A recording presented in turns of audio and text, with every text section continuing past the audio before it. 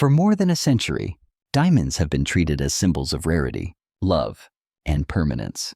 But what if that scarcity wasn't natural, but designed? 90%? That was the staggering share of the global diamond trade once held by a single family. And here is the cold, hard truth. Diamonds are not rare. Behind the global diamond industry stood a system of coordination so precise that prices, supply, and even human desire itself could be shaped from a single center of power. This was not merely a business strategy, but a planetary scale psychological operation, one that transformed ordinary carbon into the ultimate symbol of eternal love. For more than a century, the Oppenheimer family didn't simply sell jewelry. They manufactured a scarcity that never truly existed, controlling each stone from the dusty mines of Africa to the luxury display cases of New York. While the world was mesmerized by the sparkle, this dynasty became the silent engine of the Cold War, supplying uranium from its own mines to fuel Britain's nuclear arsenal. Yet behind a fortune measured in billions lay a haunting legacy. In the shadows of that wealth, tens of thousands of children in Zambia have suffered and died from lead poisoning, a toxic inheritance left by a century of ruthless extraction. At the center of this system stood a family, not miners, not jewelers, but architects of control. From a penniless refugee hiding beneath floorboards to an uncrowned emperor who reshaped the foundations of modern civilization, this is the untold story of the Oppenheimers. And as their so-called eternal empire now trembles under the weight of billions of dollars in unsold diamonds and the rise of lab-grown alternatives, one question remains: can a kingdom built on deception and blood survive when exposed to the light of truth? To understand how this colossal illusion began, we must return to the very night the world first shattered for a small boy in Bavaria. Ernest Oppenheimer's first vivid memory was the terrifying sound of breaking glass. It was a cold November night in 1881 when anti-Semitic mobs destroyed his father's tobacco shop in Bavaria. As a 4-year-old hiding beneath the wooden floorboards, Ernest learned a lethal lesson. Power wasn't just about money. It was about survival. He didn't just want to rebuild his life. He was fixed firmly toward dominance. A dominance that would transform his family from victims of persecution into commercial royalty. The Oppenheimer family's prosperity had been modest, but sufficient for solid lower-middle-class comfort in a small German town where Jewish merchants reliably served Christian farmers and craftsmen who needed credit for seasonal purchases. Edward Oppenheimer operated a legitimate business, providing essential services, while carefully avoiding the conspicuous wealth that might invariably trigger resentment from Gentile neighbors, who viewed Jewish commercial success with inherent suspicion. But even modest success proved perilous, as German nationalism intensified throughout the 1880s, accompanied by systematic anti-Semitic propaganda that blamed economic difficulties on Jewish merchants, who supposedly exploited Christian communities through usurious lending and unfair competition. Local newspapers published articles frequently describing Jewish businesses as parasitic operations that weakened German communities by extracting wealth without contributing productive value. The violent attack on Edward's tobacco shop reflected broader patterns of violence spreading across German territories as political movements strategically exploited religious prejudice to mobilize popular support for nationalist agendas. Jewish families faced increasing harassment, economic boycotts, and physical violence that government authorities routinely either ignored or actively encouraged. Depending on local political calculations, Ernest's education began in Friedberg's public school, where Jewish children attended classes alongside Christian students, but faced systematic discrimination from teachers who viewed them as temporary residents rather than legitimate citizens. Academic achievement provided some marginal protection, as Ernest demonstrated exceptional mathematical ability and language skills that impressed even prejudiced instructors who could not deny his intellectual capabilities. The family's financial situation steadily deteriorated as the anti-Semitic boycotts decimated their customer base, while increased security costs drained resources needed for business expansion. Edward struggled desperately to maintain inventory levels when suppliers began demanding immediate cash payment, while customers delayed purchases or sought alternative sources that did not require dealing with Jewish merchants. Ernest observed these dynamics with unusual sophistication for a child, recognizing the devastating patterns of economic pressure that others might have attributed to random business difficulties. His father's detailed explanations of credit relationships, inventory management, and customer psychology provided Ernest with an invaluable early education in commercial operations that would prove foundational during his later career development. The crisis deepened when local authorities imposed crushing special taxes exclusively on Jewish businesses, while simultaneously reducing legal protections against harassment or property damage. These policies created impossible financial pressures that forced many Jewish families to liquidate assets at distressed prices before fleeing to larger cities where anonymity might offer temporary security. Edward Oppenheimer resisted this pressure longer than most, maintaining his tobacco shop despite mounting difficulties while searching for any opportunity that might allow the family to rebuild their prosperity without entirely abandoning their German identity.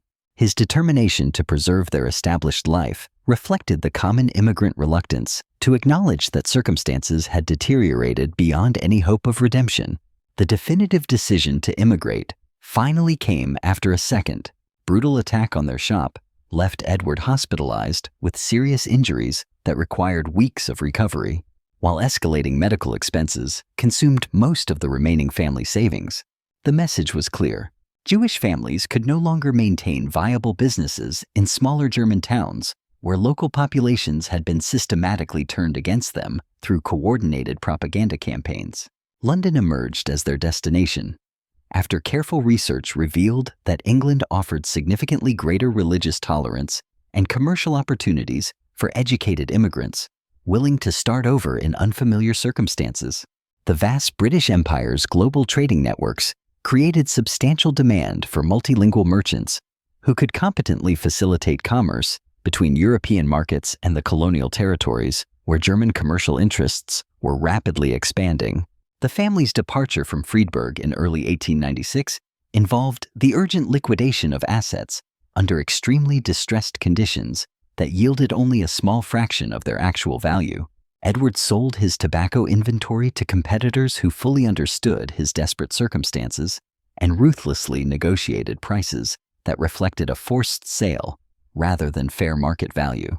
Property sales yielded similarly disappointing returns, as local buyers recognized that Jewish sellers had severely limited alternatives. Ernest, now 18 and responsible for helping coordinate the family's relocation, witnessed these negotiations firsthand, absorbing lessons that demonstrated precisely how economic desperation could be mercilessly exploited by those in superior bargaining positions. These stark lessons in power dynamics and market manipulation would later profoundly influence his own business strategies when he possessed the overwhelming advantage over competitors facing similar pressures. The journey to London required careful, painful financial planning, as the family's extremely limited resources needed to cover transportation costs, temporary accommodations, and basic living expenses. While Edward searched for employment opportunities in an unfamiliar economic environment, every expenditure required rigorous calculation to ensure sufficient funds remained for establishing new business operations or securing necessary commercial training. Ernest's fluent English language skills, developed through extensive reading during his German education, proved absolutely essential for navigating the complex British bureaucratic requirements that determined whether immigrant families could establish legal residence or access employment opportunities. His ability to communicate effectively with officials and potential employers often made the crucial difference between successful transactions and costly, debilitating delays. The contrast between their previous comfortable middle-class status in Germany and their immigrant poverty in London was stark and deeply humiliating. Edward, who had once employed several workers in his own tobacco business, now desperately sought entry-level positions in other merchants' establishments. While the family lived in cramped quarters in London's East End, where Jewish refugees concentrated for mutual support and economic cooperation, Ernest meticulously observed how established Jewish families in London had successfully integrated into British commercial society without entirely abandoning their religious identity or cultural practices.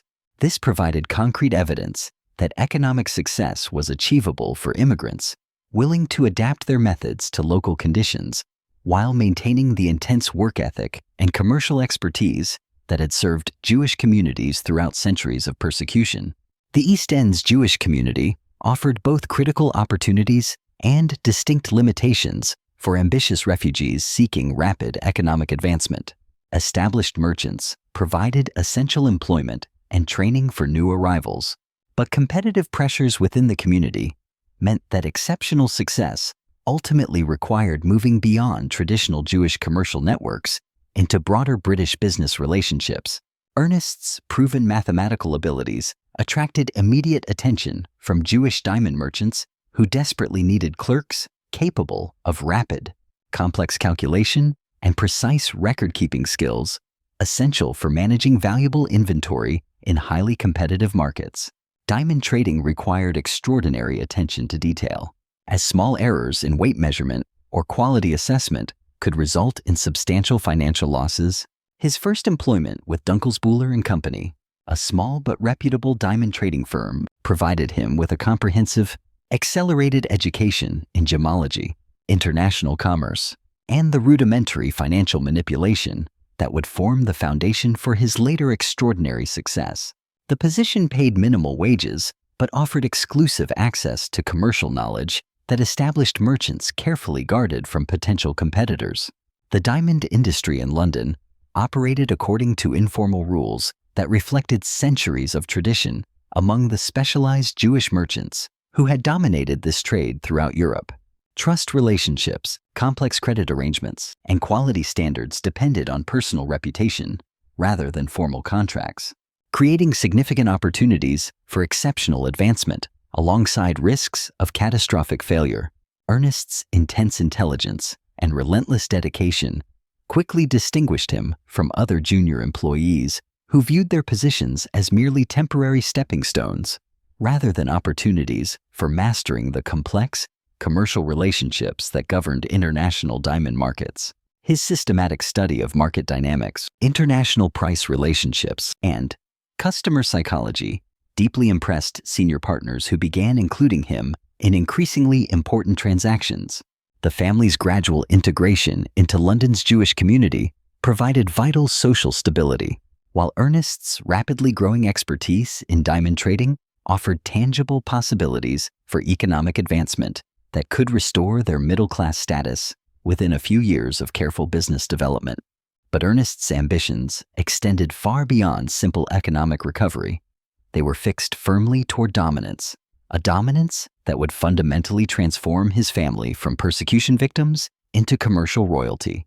His detailed observations of how established diamond merchants maintained market control through coordinated pricing and strategic supply restriction revealed the stunning possibilities for systematic manipulation that could generate extraordinary profits for those with sufficient intelligence and determination to execute comprehensive strategies. The refugee boy was already envisioning the monolithic empire that would eventually make him one of the most powerful men on earth. As the shores of Germany faded into the gray horizon, Ernest did not look back with the sorrow of an exile, but with the cold clarity of a strategist. The shattering glass of Friedberg had not just destroyed his father's shop, it had cauterized his empathy and replaced it with a singular, ironclad realization. In a world that breaks the weak, one must become the architect of the floorboards others hide beneath. The overwhelming smell of the Thames polluted river sludge and dense coal smoke hit Ernest Oppenheimer like a physical blow as his family's steamship docked near London Bridge on March 15, 1896. The contrast with Friedberg's clean mountain air could not have been more stark. But for an 18-year-old refugee carrying a mere 17 pounds and tremendous burning ambition, this grimy industrial metropolis represented infinite possibility rather than urban decay. London in 1896 commanded global commerce through networks that connected every continent to British financial and trading centers. The city's entrenched Jewish community had established successful businesses throughout the empire's commercial hierarchy, ranging from small retail operations in the East End to major banking houses in the city that financed international trade across multiple continents. For educated immigrants willing to work extraordinarily hard, London offered opportunities that existed nowhere else on Earth. Ernest's first week involved navigating the complex British bureaucratic systems that determined whether immigrant families could establish legal residence and access employment opportunities. His fluent English, acquired through extensive reading during his rigorous German education, proved essential for completing the complex paperwork that utterly confused other refugees, whose language limitations trapped them indefinitely in manual labor positions, regardless of their professional qualifications. The family rented cramped quarters in Whitechapel, where Jewish refugees typically concentrated for mutual support and protection in a city that remained largely hostile to foreign immigrants. Their 3-room apartment housed 6 people while also serving as temporary storage for Edward's remaining business inventory, which he desperately hoped to sell at sufficient prices to fund new commercial ventures. Ernest immediately began seeking employment that could strategically utilize his advanced mathematical abilities and commercial education while providing essential access to London's elite business networks, where substantial advancement might be possible for exceptionally capable individuals. His systematic, almost tactical approach to job searching reflected a level of strategic thinking that deeply impressed potential employers, who routinely received dozens of applications from desperate, qualified immigrants. The critical breakthrough came through introductions arranged by established community members who recognized Ernest's exceptional intelligence and highly recommended him to Dunkelsbuller and Company, a respected diamond trading firm that served international clientele throughout the British Empire. The position offered minimal immediate compensation, but provided invaluable access to specialized industry knowledge that commanded enormous value in global markets. Anton Dunkelsbuller personally interviewed Ernest, rigorously testing his mathematical skills through complex calculations involving currency exchange, percentage calculations, and the intricate weight conversions essential for diamond trading operations. Ernest's rapid accuracy instantly impressed the senior partner, who had struggled to find employees capable of handling such sophisticated transactions without incurring costly errors. The diamond industry operated according to ancient traditions that reflected centuries of Jewish merchant culture adapted to specialized market conditions, requiring extraordinary trust, absolute precision, and unshakable discretion. Transactions often involved complex verbal agreements worth hundreds of thousands of pounds, while inventory management required absolute accuracy in recording weights, qualities, and ownership transfers. Ernest's first critical assignment involved meticulously cataloging the firm's existing inventory, a task that required him to examine thousands of individual stones while recording precise measurements and quality assessments that determined their commercial value. This painstaking, meticulous work provided him with a comprehensive education in gemological evaluation that most diamond merchants spent years acquiring through informal, slow apprenticeships. The sheer complexity of diamond valuation amazed Ernest as he discovered that stones appearing nearly identical could vary dramatically in market value based on subtle, almost invisible differences in clarity, color, and cutting quality that required trained, specialized expertise to identify. This knowledge represented critical, specialized intellectual property that successful merchants carefully guarded from potential competitors. More significantly, Ernest quickly recognized that diamond pricing bore little direct relationship to actual geological scarcity or extraction costs, but instead reflected a carefully maintained artificial scarcity created through coordinated supply restriction among established merchants. This immediate insight into systematic market manipulation would later form the foundation for his own revolutionary business strategies. Dunkelsbuller and Company served as a vital intermediary between South African mining operations and European retail markets, purchasing rough diamonds from colonial suppliers while arranging processing and distribution through established networks that connected London to customers throughout the continent. These complex relationships required substantial capital investment and absolute reliability in meeting exacting contractual obligations. Ernest's responsibilities expanded rapidly as the senior partners recognized his exceptional capabilities and began involving him in increasingly complex transactions that required a sophisticated understanding of international commerce, currency exchange, and demanding customer relationship management. His systematic, disciplined approach to learning impressed older colleagues who had initially underestimated the immigrant's intelligence. The firm's client base included established jewelry houses throughout Europe, ultra-wealthy individuals seeking investment-grade stones, and industrial companies requiring technical diamonds for the specialized cutting and drilling applications essential for modern manufacturing operations. Each market segment demanded different expertise and relationship management approaches that Ernest studied methodically. Evening hours were devoted to intensive self-education in mining technology, detailed geological surveys, and the complicated colonial economic conditions that affected diamond production in South Africa, where British control over mining operations created unique opportunities for systematic coordination among London-based trading houses. This detailed knowledge would prove absolutely essential for his later, critical expansion into mining operations themselves.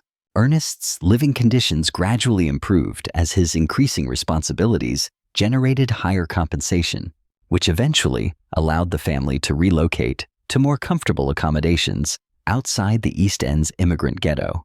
This geographic mobility provided access to broader British commercial networks where exceptional advancement might be possible. His systematic study of customer psychology revealed how diamond purchases were driven by emotional rather than rational decision-making processes that could be expertly influenced through careful presentation and strategic pricing that emphasized status symbolism over practical value. This crucial understanding of manipulation techniques would later enable his unprecedented market control. The firm's international correspondence provided Ernest with a comprehensive education in global diamond markets, colonial administration, and the political developments that affected mining operations throughout the British Empire. His language abilities allowed him to communicate directly with suppliers and customers across multiple countries without requiring translation services. Professional relationships developed through Dunkelsbuehler and Company introduced Ernest to other ambitious young merchants who were rapidly building businesses throughout London's Diamond District. These connections would later prove essential for coordinating the complex partnerships required for establishing comprehensive market control through systematic cartel organization. Ernest's growing expertise attracted attention from larger, wealthier diamond trading houses that offered significantly higher compensation for his services, but he astutely recognized that rapid job changes might limit his access to the specialized institutional knowledge and deep professional relationships that represented true long-term value for career development. Loyalty to Dunkelsbuehler would prove strategically advantageous. During these formative years, Ernest didn't just count stones. He functioned as a human supercomputer, analyzing the financial flows between the colonies and London. He began drafting unsolicited strategic memos for Anton Dunkelsbuehler, predicting market shifts months before they occurred. By the time the premier mine telegram arrived, Ernest had already positioned himself not as a clerk, but as the only man in London who truly understood the shifting tectonic plates of the diamond industry's future. By 1900, Ernest had completely mastered every aspect of diamond trading, from the initial evaluation through the final retail sale, while simultaneously developing a comprehensive understanding of the industry's political and economic foundations that sustained London's global dominance. His expertise now exceeded that of most senior merchants who had spent decades in the business. More importantly, he had identified systematic structural deficiencies in the existing global diamond market, a chaotic, inefficient apparatus ripe for overhaul. These flaws created an unprecedented opening for comprehensive, coordinated reorganization that could utterly eliminate competition. Such an effort, executed with sufficient intelligence, ruthless determination, and a willingness to employ coordinated manipulation strategies on an international scale, promised profits never before conceived in commercial history. The former refugee boy, who had arrived on foreign shores with nothing but the clothes on his back, now possessed strategic knowledge worth more than entire generational fortunes. an arcane understanding of global finance and colonial politics. Coupled with this intellectual arsenal were professional relationships within London's powerful merchant class, connections sophisticated enough to facilitate the most ambitious commercial venture in history. London had served its purpose, providing exactly the crucible of education and opportunity Ernest needed to forge his desperate, uncertain circumstances into the foundational blueprint for a global economic empire. His meticulous, granular analysis of diamond market dynamics had revealed a fundamental, critical error. Existing merchants were wasting energy, competing inefficiently against one another for marginal gains. They were short-sighted traders, not architects of value. The true opportunity lay not in better trading, but in abandoning competition entirely.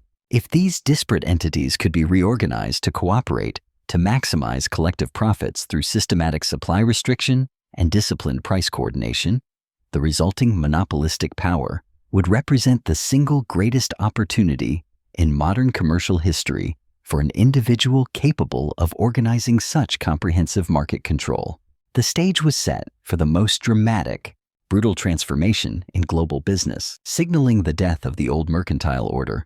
Ernest Oppenheimer was preparing to revolutionize global diamond markets through financial and operational strategies that would establish his family as commercial royalty while generating accumulated wealth that exceeded the annual resources of most sovereign national governments. However, building an empire required Ernest to sacrifice more than just his rivals. It demanded a toll from his own bloodline. At the zenith of his power in the mid-1930s, Ernest was struck by a series of crushing personal tragedies. The sudden death of his wife, May Pollack, in 1934, followed shortly by the tragic drowning of his son, Frank, in 1935. These losses triggered a profound spiritual crisis, leading him to convert to Anglicanism and establish Oppenheimer and Son, a private vehicle designed to safeguard the family's future legacy against the whims of fate. But in 1902, these tragedies were still ghosts of a distant future. The strategic memos he had meticulously drafted in the backrooms of London were no longer mere intellectual exercises. They had become the blueprint for a global coup. The senior partners at Dunkelsbuehler finally realized that their young clerk saw the diamond trade not as a collection of stones, but as a board of international chess. He had mastered the why in London. Now, the universe was about to provide him with the where. When the wires hummed with news of a discovery that threatened to drown the market in abundance, Ernest knew his moment had arrived. The telegram from the premier mine wasn't just news, it was his coronation papers. The terse, powerful telegram that arrived at Dunelm & Company on September 12, 1902, contained 14 words that struck London's diamond district like a geological shockwave, irrevocably reshaping Ernest Oppenheimer's destiny. Massive kimberlite discovery confirmed Kimberley. Production estimates exceed all previous findings. Immediate investment opportunities available. Ernest read the message 3 times, his mind racing through the mathematical implications. He immediately recognized that South African diamond mining was about to be forcibly upgraded from a small-scale, haphazard colonial operation into a massive, heavily capitalized industrial enterprise. A transformation capable of generating wealth far beyond anything London's established merchants had previously dared to imagine. The discovery at the premier mine represented the largest diamond-bearing deposit ever identified, containing stones that promised to dwarf all previous finds in both sheer quantity and exceptional quality. Initial geological surveys suggested production capacity so vast that it could, overnight, flood global markets with diamonds, potentially destroying the fragile, carefully maintained pricing structure that sustained London's entire diamond trading network through enforced, artificial scarcity. For established merchants, this news represented an existential, catastrophic threat to business models that were wholly dependent on tightly limited supply to maintain exorbitant premium pricing. The fear was palpable, but Ernest, seeing beyond the chaos, recognized not a threat, but an unprecedented opportunity. The individual or entity that could gain decisive control over premier mine production would acquire the power to manipulate global markets on a scale that would render current diamond magnates little more than provincial shopkeepers. His analysis of the situations revealed a fundamental and irreversible transformation in diamond industry dynamics that most conservative London traders hadn't yet begun to comprehend. Colonial mining operations were rapidly transitioning from the era of the individual prospector searching for surface alluvial deposits to the age of large-scale corporate enterprise. This new era required enormous capital investment, specialized technical expertise, and political connections that far exceeded the collective resources of traditional, family-run merchant houses. The colossal scale of the premier mine demanded specialized deep shaft mining technology that did not yet exist in South Africa, sophisticated engineering expertise that necessitated recruiting European specialists, and financial resources that utterly exceeded the modest capital available to local investors or individual mining firms. Crucially, this high barrier to entry created a temporary, perfect vacuum for London-based Coronation, a chance to establish comprehensive, preemptive control over the world's largest diamond supply before fragmented local interests could organize any effective competitive challenge. Ernest spent weeks immersed in geological reports, mining surveys, and production estimates, obsessively analyzing the premier discovery's true significance. The mine contained an estimated 30 million carats of recoverable diamonds, more stones than all previous South African discoveries combined. Proper exploitation, managed efficiently over its life cycle, promised to generate hundreds of millions of pounds in revenue over decades of operation. More importantly, the mine's remote location and the complex, capital-intensive extraction requirements meant that whoever controlled the initial infrastructure development would possess enormous, unassailable advantages over any potential competitors. The necessary technical and financial barriers to entry were so substantial, so prohibitively expensive, that late arriving investors would find themselves permanently excluded from meaningful participation in the operation's core profitability. Dunelb and Company, despite its reputation, lacked the necessary sovereign capital resources required for direct investment in the immense premier mine development. However, Ernest astutely recognized that London's established diamond merchants, through collective pooling of capital, could organize a powerful syndicate participation. This arrangement would not only provide collective access to this extraordinary opportunity, but also, critically, maintain the cohesive market control that sustained their existing trading relationships.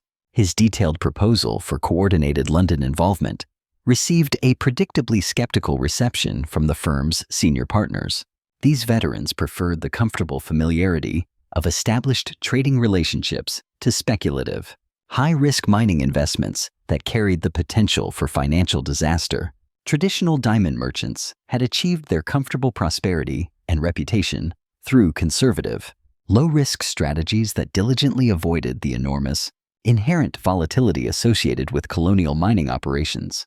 But Ernest understood with absolute clarity that technological advances and geological discoveries were rapidly rendering these traditional, conservative approaches obsolete. The future of diamond wealth would belong exclusively to those who exerted comprehensive control over production, the source rather than those who merely traded the finished stones. The result, the premier discovery offered the final, most crucial opportunity for London merchants to establish mining dominance before aggressively capitalized American or powerful European industrial interests recognized and seized upon the immense potential of this diamond mining revolution. His persistent, highly detailed advocacy for premier mine investment gradually wore down Anton Dunelby's resistance, convincing him to authorize a preliminary investigation. This assignment would assess the actual opportunities for profitable, coordinated participation. The authorization provided Ernest with his mandate: travel to South Africa for a detailed, on-the-ground evaluation of mining operations, the intricacies of colonial politics, and the required scale of investment. The journey to Cape Town in early 1903 represented Ernest's first direct exposure to the hierarchical, exploitative nature of colonial society. He found a place where British administrative authority meticulously created legal and economic frameworks expressly designed to favor investors who possess the proper political connections and demonstrated allegiance to the crown. South African diamond mining operated under a highly controlled concession system that granted exclusive extraction rights only to organizations capable of demonstrating adequate financial resources, technical competence, and, most crucially, political reliability. His arrival in Kimberley revealed mining operations that vastly exceeded London's most optimistic projections.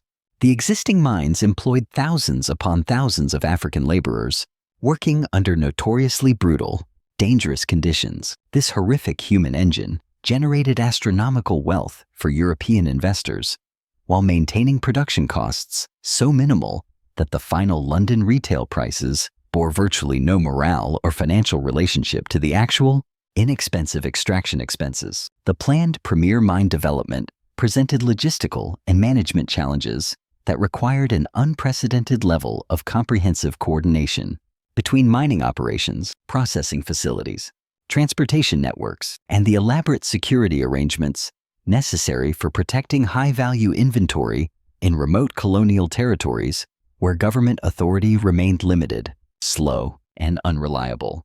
Ernest's systematic evaluation of these requirements revealed that successful premier mine development absolutely demanded comprehensive vertical integration, a strategy that controlled every single aspect of operations, from the initial earth extraction through final sorting and eventual retail sale. Traditional mining companies that focused only on extraction would inevitably find themselves dependent on outside services, partners who could, and would, extract substantial profit margins at every operational step. His detailed reports back to London emphasized the unique opportunities for establishing absolute, comprehensive control over all South African diamond production through a coordinated, single-source investment model. This integration would eliminate disruptive competition while generating consolidated profits that far exceeded anything achievable through traditional, localized trading relationships. The sheer scale of potential wealth creation was unprecedented in commercial history. Colonial political relationships, he noted, proved utterly essential for securing the necessary mining concessions that provided the legal foundation for large-scale operations. British administrative officials possessed the final authority to grant extraction rights, but their decisions reflected complex, weighted considerations, including investor reliability, proven technical competence, and political connections that could influence future government policies and stability. Ernest's European education and polished professional background immediately impressed the colonial administrators, who had previously dealt primarily with rough, unrefined mining prospectors lacking sophisticated business training. His comprehensive understanding of international diamond markets, combined with the obvious financial backing from established London merchants, made him the ideal candidate. The acceptable candidate for major concession grants. The severe labor management challenges inherent in South African mining operations required systematic, quasi-military organization that could maintain adequate workforce levels while mercilessly controlling costs that ultimately determined overall profitability. African workers faced relentlessly dangerous conditions that killed hundreds annually. But because alternative employment opportunities were so rigidly limited and controlled, mining companies could maintain necessary staffing levels through modest, non-competitive compensation, just enough to sustain life, but not enough to permit economic independence. Technical expertise for efficient, deep-level extraction required importing expensive European engineers and specialized equipment. This investment substantially increased initial capital requirements, but provided enormous, compounding advantages in production efficiency and quality control that more than justified the higher investment costs through superior returns on capital employed. Ernest's rapidly growing understanding of South African ground conditions and political architecture convinced him beyond doubt that diamond mining offered opportunities for wealth creation that exponentially exceeded anything achievable in the structured, predictable environment of London trading operations. But Ernest wasn't merely excavating gemstones. He was laying the groundwork for a brand of power that the entire world would one day come to fear. By the 1950s, the empire became central to the production of uranium from the gold mines, specifically to help Britain build its own hydrogen bomb. The mines didn't just generate wealth. They provided the essential fuel for the West's nuclear race, ensuring that the apartheid state remained an indispensable ally to global powers throughout the Cold War. His detailed analysis identified specific, actionable strategies for not only gaining dominant control over premier mine production, but also simultaneously expanding influence over existing Kimberley operations through coordinated investment and strategic political pressure designed to eliminate independent competitors. This represented the indisputable foundation for comprehensive market dominance. The critical relationships Ernest developed with colonial administrators, mining engineers, and influential local business leaders provided the essential foundation for future expansion, a necessity that would require extensive cooperation from individuals who controlled critical logistical and political aspects of South African diamond operations. These connections would prove absolutely invaluable for implementing the comprehensive control strategies he envisioned. Most significantly, Ernest recognized that diamond mining's rapid, chaotic transformation from individual, speculative prospecting to large-scale, coordinated industrial enterprise created a temporary window for establishing monopolistic control, a crucial period before government authorities or competing, better organized investors could mobilize and organize effective resistance or implement crippling regulation. The timing, therefore, was perfect for someone with sufficient vision, comprehensive strategic intelligence, and the iron determination to execute coordinated, aggressive market manipulation. His return to London in late 1903 coincided with a growing international awareness of South African diamond potential, a global recognition that would soon attract substantial investment from American and influential European industrial interests seeking profitable colonial opportunities. The window for establishing dominant control was closing rapidly. Ernest's comprehensive reports documented strategic opportunities for revolutionizing global diamond markets through systematic, coordinated control over South African production, combined with sophisticated manipulation of the London trading networks, a master plan designed to create the most powerful, enduring commercial monopoly in human history. The refugee immigrant was preparing to transform himself into a commercial emperor. The maps spread across Ernest's desk in London were now replaced by the red dust of the African veld. While his peers saw South Africa as a chaotic frontier of grit and luck, Ernest arrived with the cold, calculated precision of a man who had already conquered the landscape in his mind. He wasn't there to find diamonds. He was there to harness the machinery of an empire. Stepping off the Cape Castle on February 14th, 1904, he carried not just his meager savings of 43 pounds, but the strategic blueprints to outmaneuver the ghost of Cecil Rhodes and seize a monopoly that the world hadn't yet realized was possible. The 26-year-old German immigrant had successfully convinced his conservative London employers to stake their firm's future on his radical assessment that South African mining offered unprecedented, once-in-a-lifetime opportunities for wealth creation. The Cape Colony in 1904 represented the violent, simmering intersection of European imperial ambition and fragmented African resistance. Here, British administrative control rigidly overlaid complex tribal territories that had only recently been conquered through systematic, brutal military campaigns explicitly designed to secure mineral resources for colonial exploitation. The recent Boer War had devastated the countryside while decisively establishing British political supremacy over the Afrikaner settlers who had developed earlier mining claims.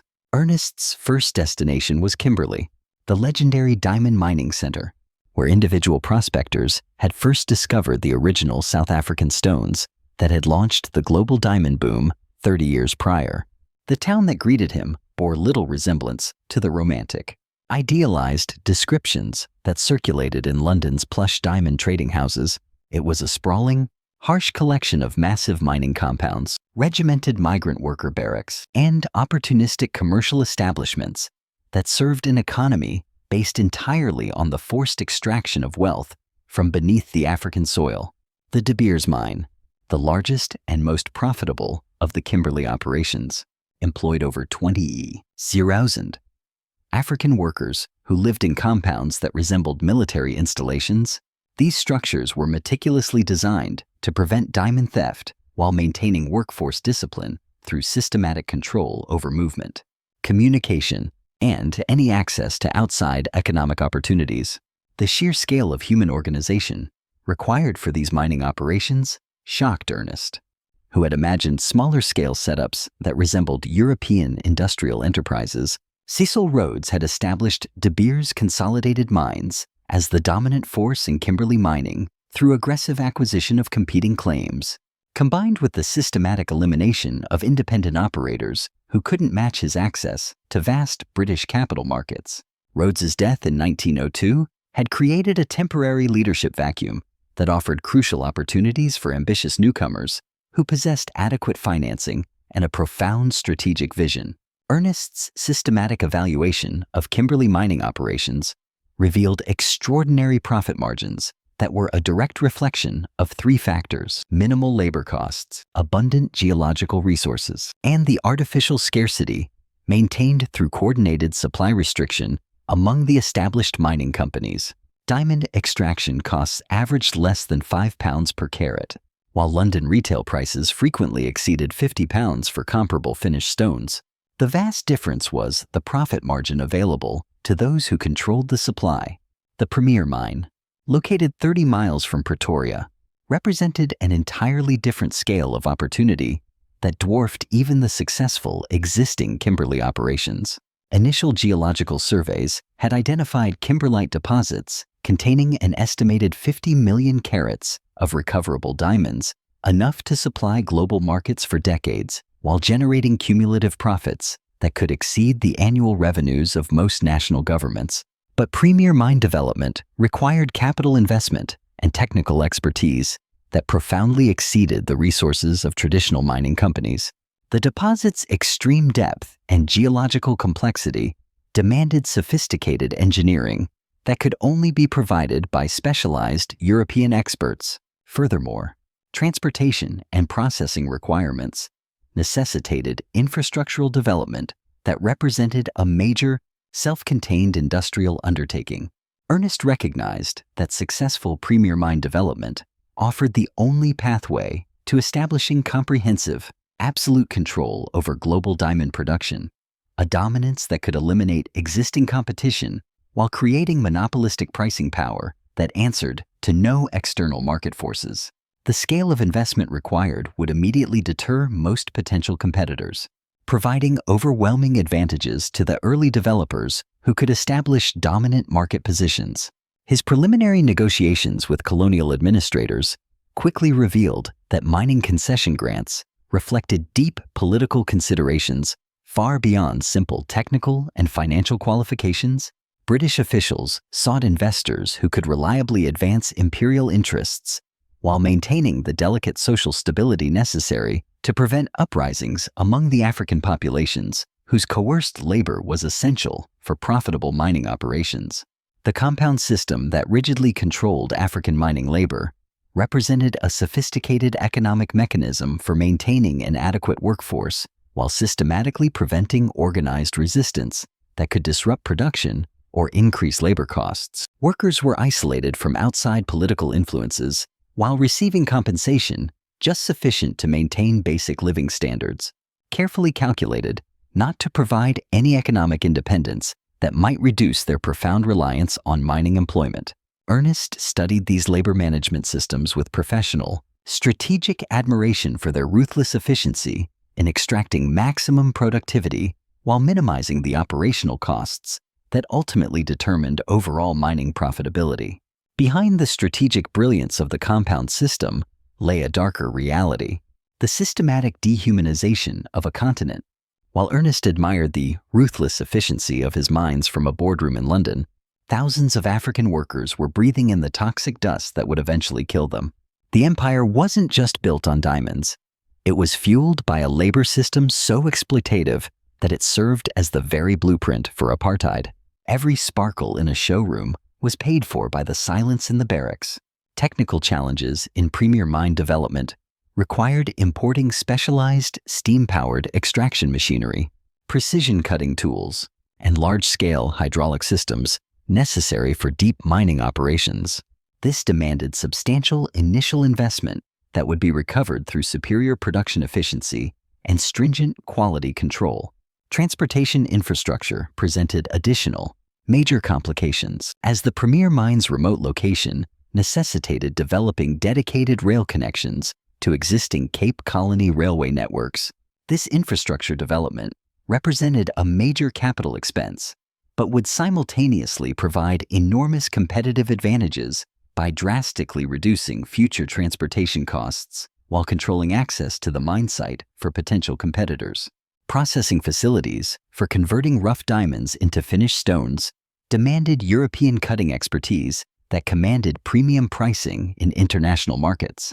Establishing integrated processing operations could capture additional layers of profit while providing greater control over quality standards that determined premium retail pricing in sophisticated European and American markets. Ernest's detailed cost analysis revealed that comprehensive premier mine development would require an initial investment of approximately 500,000 pounds, a sum substantially exceeding the total capital resources available to Dunlop and Company or any individual London diamond merchant.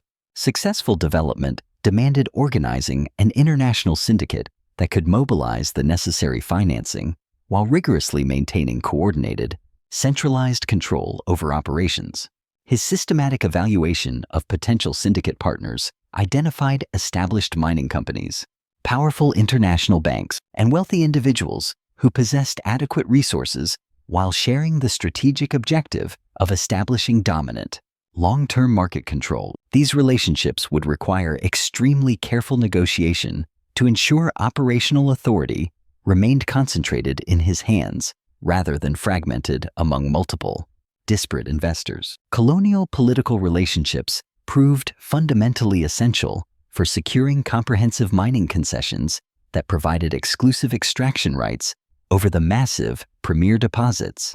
British administrative officials possessed the authority to grant such concessions, but their decisions reflected complex political considerations, including investor reliability, established political connections, and the strategic value of the investment for maintaining imperial control. Ernest's intensive cultivation of relationships with key colonial administrators gradually established his credentials as a serious, reliable investor capable of major mining development while clearly advancing British imperial interests.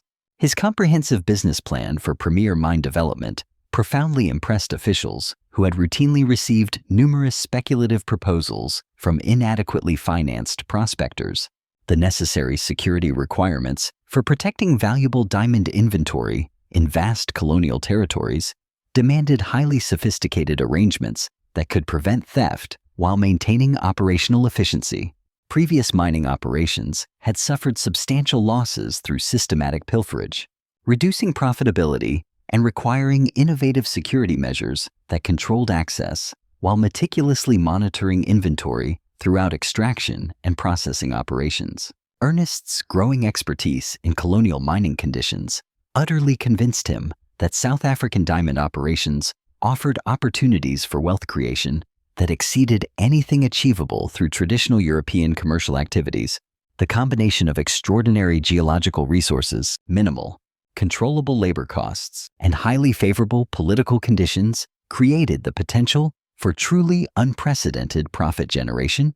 His detailed planning for premier mine development incorporated critical lessons learned from existing Kimberley operations while addressing their limitations through superior organization, advanced technology, and comprehensive vertical integration that could control every single aspect of operations from extraction through final retail sale.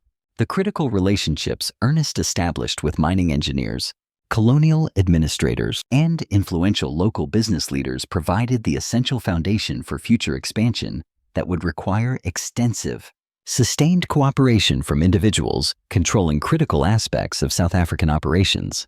These connections represented invaluable assets for implementing comprehensive control strategies. Most importantly, Ernest recognized that the diamond mining industry's rapid, unsettling expansion created temporary, exploitable opportunities for establishing monopolistic control before competing.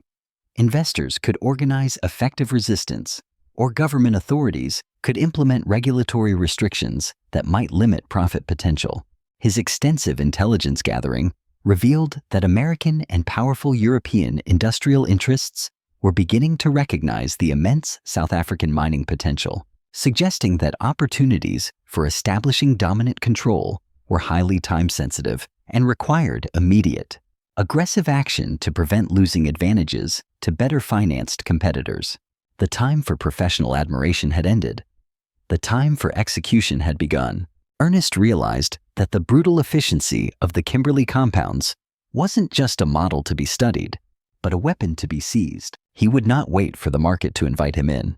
Instead, he would use the very cracks he found in the competitors' foundations to bring their walls down. As the sun set over the jagged horizons of the mines, the young refugee closed his ledger and opened his war room. The era of the trader was over. The era of the conqueror had arrived. The war for diamond supremacy was no longer a strategic possibility. It was a financial necessity. The first shots in Ernest Oppenheimer's war for diamond supremacy weren't fired with rifles or artillery. They were delivered through systematically orchestrated financial pressure and surgical economic manipulation, designed to destroy competing mining operations with lethal precision. By January 1905, Ernest had identified 12 independent mining companies operating around Kimberley, small, fragmented entities whose elimination would consolidate production under his emerging syndicate control, effectively transforming South Africa's fragmented diamond industry into a coordinated, singular monopoly. His strategic analysis revealed that existing mining companies suffered from common, critical vulnerabilities: inadequate capital reserves, limited technical expertise, and a debilitating dependence on European markets, controlled by London trading houses which his syndicate could manipulate to favor preferred suppliers. These weaknesses created perfect opportunities for coordinated financial pressure designed to force consolidation under terms aggressively favorable to well-financed competitors. The elimination campaign began with the systematic disruption of credit relationships that smaller mining companies depended upon for basic operational financing. Ernest leveraged his deep London banking connections to convince powerful British financial institutions that independent South African miners represented extremely poor credit risks compared to the larger, professionally managed operations that offered superior security for loan guarantees.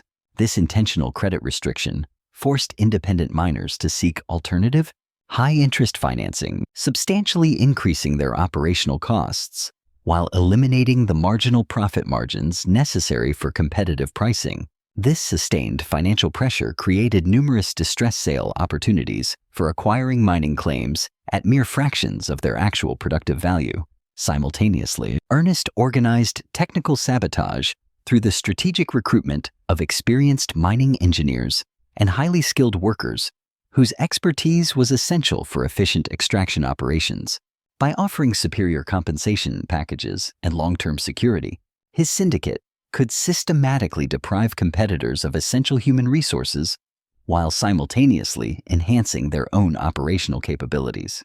Labor disruption proved particularly effective against mining companies that operated on minimal profit margins and couldn't afford extended production interruptions. Strategic strikes, organized through careful infiltration of worker organizations, could suddenly shut down competing operations, while Ernest's own mines continued producing seamlessly under negotiated agreements that protected his own workforce from similar pressures. Transportation coordination provided another highly effective avenue for systematic competitor elimination. South African mining operations depended heavily on railway networks controlled by colonial authorities who could easily influence shipping priorities, freight pricing, and service reliability based on political considerations that Ernest meticulously cultivated through strategic relationship building. His growing influence with colonial transportation officials allowed him to secure preferential shipping arrangements, while competitors faced ruinous delays, disproportionately increased costs, and unreliable service that severely disrupted their ability to meet delivery commitments to European customers. The systematic discrimination gradually, inevitably eliminated independent miners who could not maintain competitive operations under such adverse, state-sanctioned conditions. Market manipulation through the London trading networks offered the most sophisticated, subtle method for destroying competitor viability while dramatically enhancing syndicate profitability. Ernest's comprehensive understanding of complex diamond pricing mechanisms enabled coordinated manipulation that could selectively eliminate demand for stones from specific suppliers while maintaining premium pricing for preferred sources. The strategy involved systematically downgrading the quality assessments for rough diamonds produced by targeted competitors, while promoting superior ratings for stones originating from syndicate-controlled mines. Since diamond valuation depended significantly on subjective quality judgments by recognized, influential experts, this manipulation could dramatically affect relative pricing without obvious, documentable evidence of deliberate discrimination. Retail coordination extended this market manipulation to final consumer sales, where strategic partnerships with major jewelry houses and retailers could determine precisely which mining sources received preferential market access, while others were systematically excluded from profitable distribution channels. This comprehensive, vertical control over the entire supply chain provided decisive, insurmountable advantages that independent miners could not possibly overcome. Ernest's emerging partnership with Alfred Beat Cecil Rhodes's former business associate and a major De Beers shareholder provided essential credibility, immense financial resources, and political leverage for expanding these competitor elimination strategies. Bayet's extensive experience in South African mining politics and his existing relationships with key colonial authorities proved invaluable for implementing systematic competitor destruction. The partnership also provided immediate access to De Beers' existing infrastructure and operational expertise, which could be leveraged for rapid expansion into previously independent mining territories. This potent combination of deep financial resources, superior technical capabilities, and powerful political connections created overwhelming competitive advantages against fragmented local competitors. Legal warfare complemented the economic pressure through systematic challenges to competitor mining claims based on technical violations of concession requirements or disputed territorial boundaries that colonial courts, influenced by political relationships, could resolve decisively in favor of the better-connected litigants. The complexity of South African mining law created numerous opportunities for strategic, high-cost litigation. Ernest's substantial investment in top legal expertise and political relationships enabled him to navigate these disputes successfully, while competitors faced costly legal challenges that drained the critical resources needed for mining operations. Prolonged litigation could effectively eliminate smaller operators, regardless of the actual validity of their claims.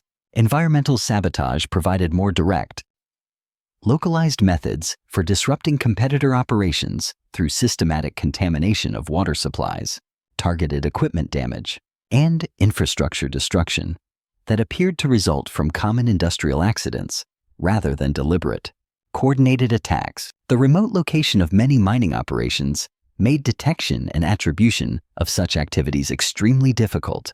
Security arrangements for protecting syndicate operations while simultaneously disrupting competitor activities required sophisticated coordination with colonial authorities and private security forces that could operate with minimal oversight in remote territories, where effective government presence remained limited and unreliable. By 1906, Ernest's systematic elimination campaign had successfully reduced the number of independent mining operations around Kimberley from 12 to just 3 companies. Simultaneously, his syndicate had acquired controlling interests in 7 former competitors through opportunistic, distressed purchases that provided extraordinary value for strategic buyers with adequate financing and the patience for extended acquisition campaigns. The consolidation process revealed enormous operational efficiency gains achievable only through coordinated operations.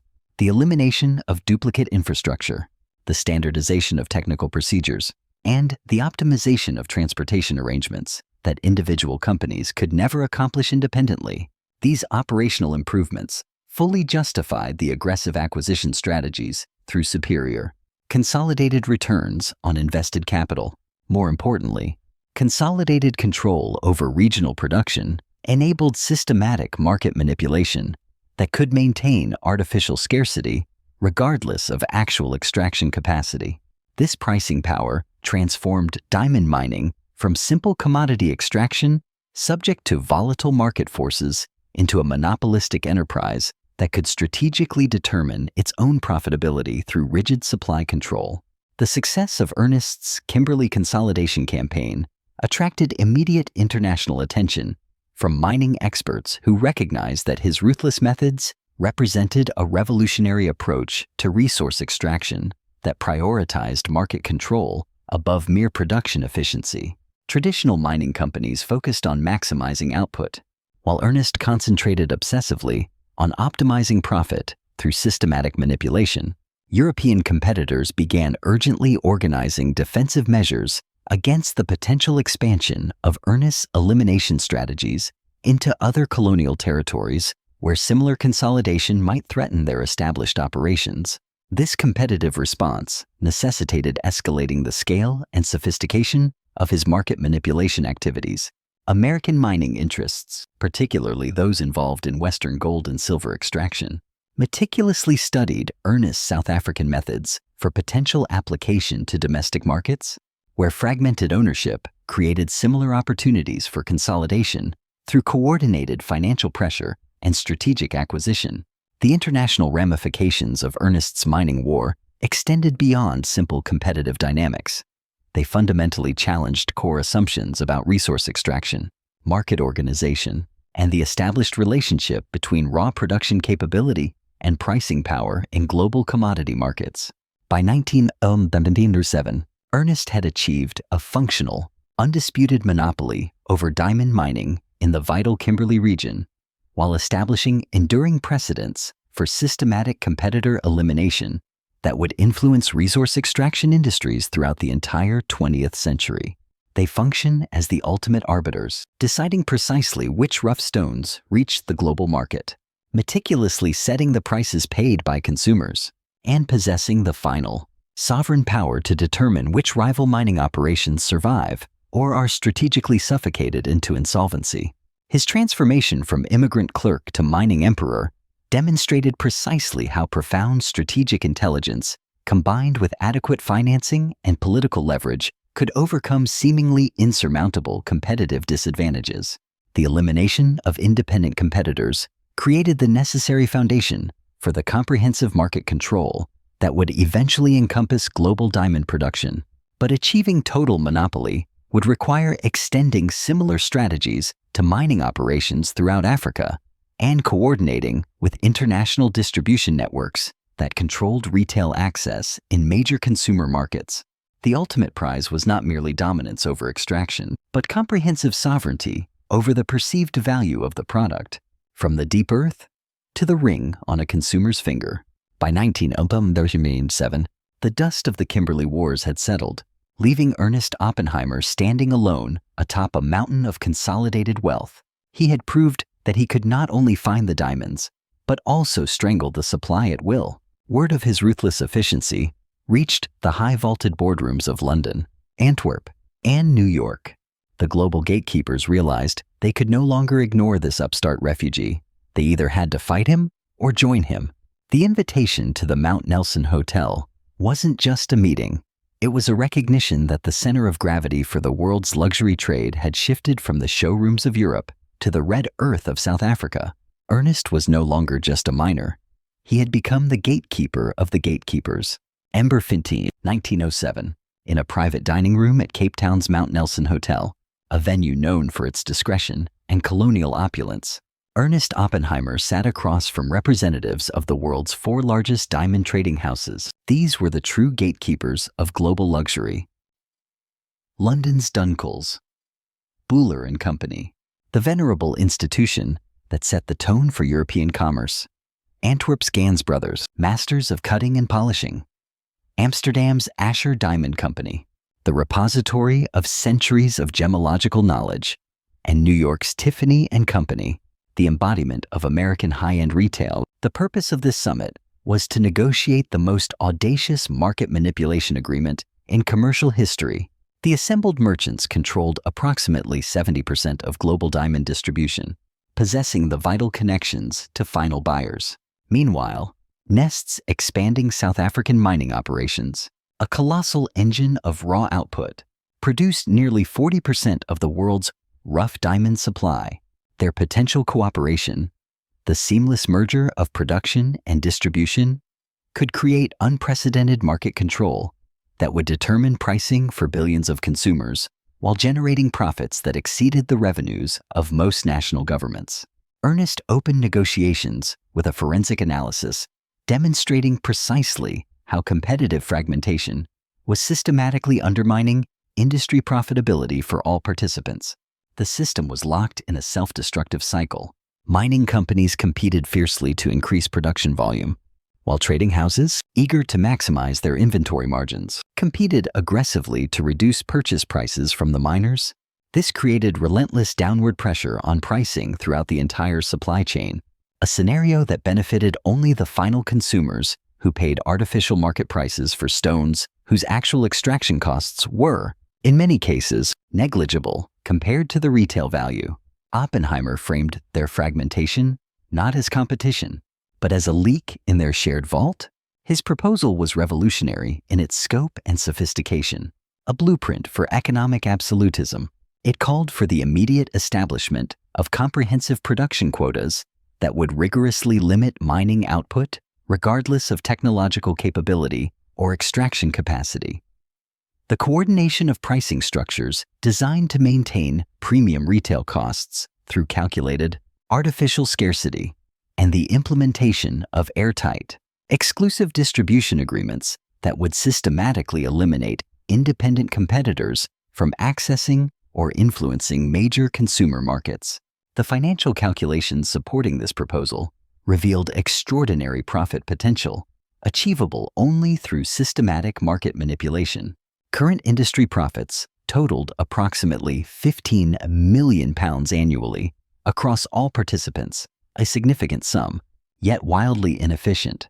Coordinated control, Oppenheimer projected, could generate returns exceeding £50 million almost immediately, requiring minimal additional investment in production infrastructure or marketing capabilities. It was a proposition of pure leverage. Representatives from the established trading houses initially expressed skepticism. Their primary concern centered on Nest's ability to ruthlessly enforce production quotas across multiple, disparate mining operations while maintaining the rigorous quality standards and reliable delivery schedules essential for serving sophisticated European and American customers who demanded flawless, reliable supply relationships. But Ernest's detailed operational plans addressed these concerns through comprehensive vertical integration, a system that would control every single aspect of diamond commerce, from the initial blast in the mine shaft through the final retail sale. His syndicate would manage mining, processing, transportation, and wholesale distribution with military precision. Partner trading houses, meanwhile, would focus solely on retail relationships and customer service, becoming reliable, privileged outlets. Crucially, the enforcement mechanisms for maintaining cartel discipline involved financial penalties severe enough to deter any attempt at cheating, supported by sophisticated monitoring systems that could detect unauthorized production or pricing violations before they could disrupt overall market stability. These arrangements required unprecedented cooperation between traditionally competitive organizations. The legal structure for cartel coordination needed to avoid obvious antitrust violations in multiple jurisdictions, while providing binding commitment mechanisms that would prevent individual participants from abandoning agreements when temporary market advantages might seem to justify independent action. The solution involved creating interlocking ownership relationships, complex cross-shareholdings, and exclusive supply contracts that made defection financially ruinous. Territorial allocation divided the global markets into exclusive zones where individual cartel members would exercise dominance, respecting others' territories in exchange for reciprocal protection against outside competition. This geographic specialization would eliminate destructive internal competition while optimizing distribution efficiency, customized for each region's specific requirements. Quality standardization established uniform grading criteria that would prevent competitive differentiation based on genuinely superior product characteristics, thereby enabling premium pricing for all stones that simply met the cartel specifications. This technical coordination required sharing proprietary knowledge that individual companies had previously guarded fiercely as core competitive advantages. Marketing coordination represented perhaps the most innovative and insidious aspect of the cartel organization. Participants agreed to fund collaborative advertising campaigns that would promote general diamond demand, not for specific company products, but for the very concept of the diamond. This approach would increase overall market size while maintaining individual company profit margins. The advertising strategy focused on creating deep-seated cultural traditions that would make diamond purchases essential for social acceptance and rites of passage. Rather than optional luxury consumption, engagement ring traditions, anniversary celebrations, and status symbols would be systematically promoted through coordinated marketing that convinced entire societies to adopt new behavioral patterns, associating compressed carbon with eternal love and social standing. Oppenheimer realized that the true value of a luxury good lies not in its utility, but in human insecurity.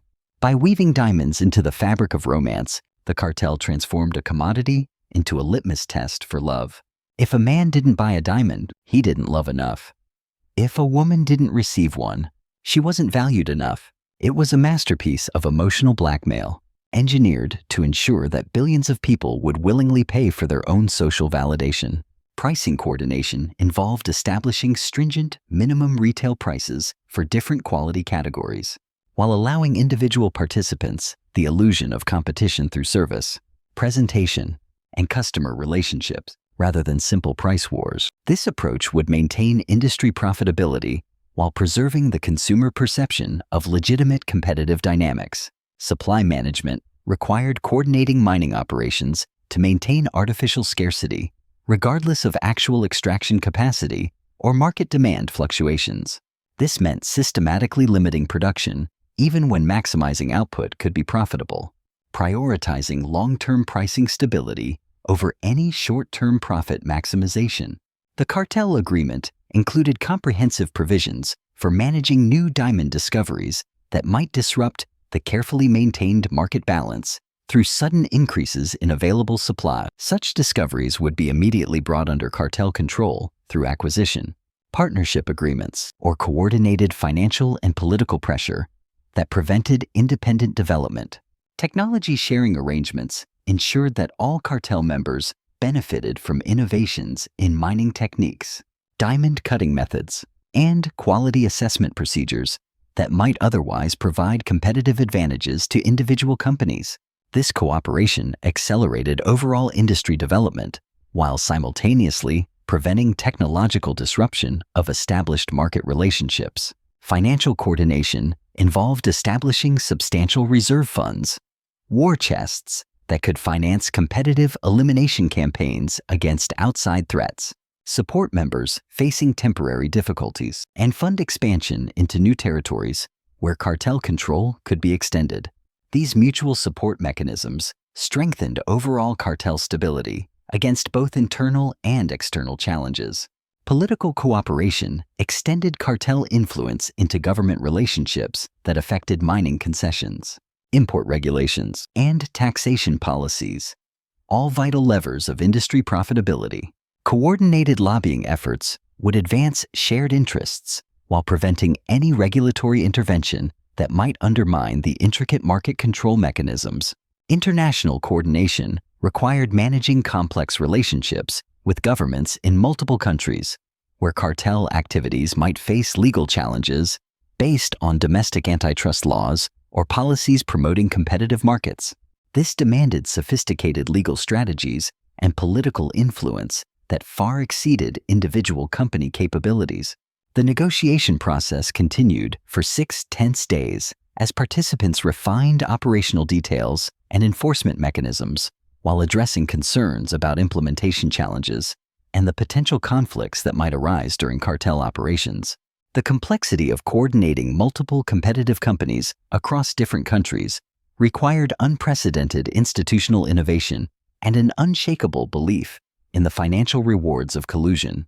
Ernest's role emerged not merely as a partner, but as the cartel coordinator and primary enforcement authority, reflecting his unique position as the major rough diamond supplier whose cooperation was absolutely essential for the cartel's success. While his prior expertise in competitive elimination provided a credible deterrent against potential defection by other participants, the final agreement signed on November 21, 1907, created the most powerful commercial cartel in history, establishing economic precedents for market manipulation that would influence business practices throughout the 20th century. The document remained a secret for decades, while its transformative effects reshaped global diamond markets forever. Implementation began immediately as cartel members adjusted their operations to conform with the rigorous production quotas, pricing guidelines, and territorial allocations designed to optimize collective profitability. The coordination required systematic changes in business practices that had developed over generations of competitive operation. Market response to cartel activities initially appeared as improved price stability and increased product availability. As the coordination successfully eliminated the chaotic shortages and surpluses that had previously characterized diamond markets, consumers benefited from reliable supply while remaining completely unaware of the systematic manipulation that determined every price point. The cartel's immediate success in controlling diamond markets provided a functional template for similar coordination in other commodity industries, where fragmented ownership and complex supply chains created ripe opportunities for systematic manipulation through producer cooperation and market division arrangements. By 1910, the diamond cartel had achieved functional monopoly over global markets while generating profits that exceeded original projections by substantial margins. Ernest's transformation from refugee immigrant to the quiet commander of this monumental cartel demonstrated how strategic vision, combined with systematic, ruthless execution, could create unprecedented commercial power that challenged traditional concepts of market organization and competitive dynamics. The ink on the November Agreement had barely dried before Ernest began turning a loose alliance of merchants into a rigid, military-grade hierarchy. He knew that a cartel is only as strong as its weakest defector, so he didn't just manage the partners.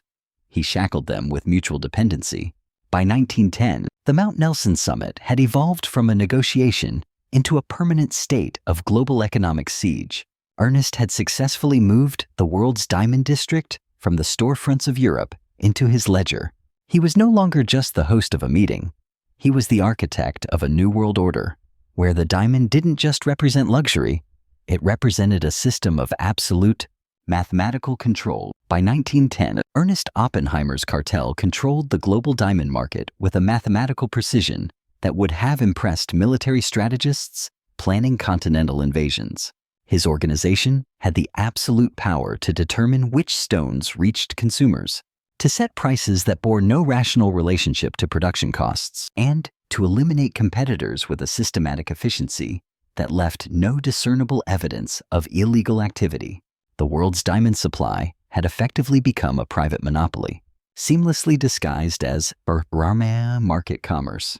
The control mechanisms operated through multiple layers of coordination that obscured their true monopolistic purpose while maintaining absolute authority over every aspect of diamond commerce, from the dusty African mining camps to the polished jewelry stores of New York. Surface-level competition between trading houses provided a comforting facade, concealing a deeper, ironclad cooperation that predetermined market outcomes according to meticulous cartel specifications.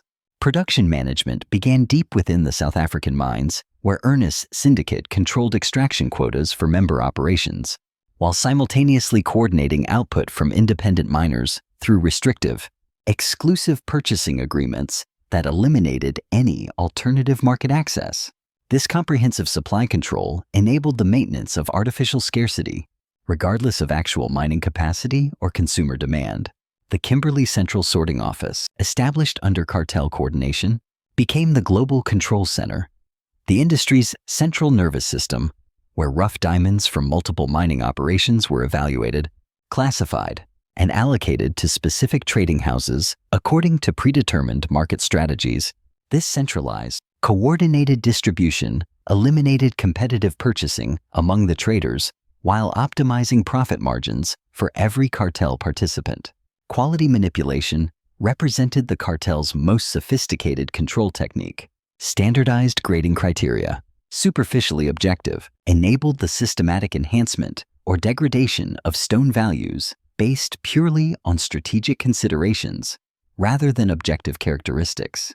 Diamonds from favored cartel sources received premium, inflated ratings, while stones from independent or potential competitors faced systematic downgrading and reclassification that effectively eliminated their market viability without ever touching the stones themselves.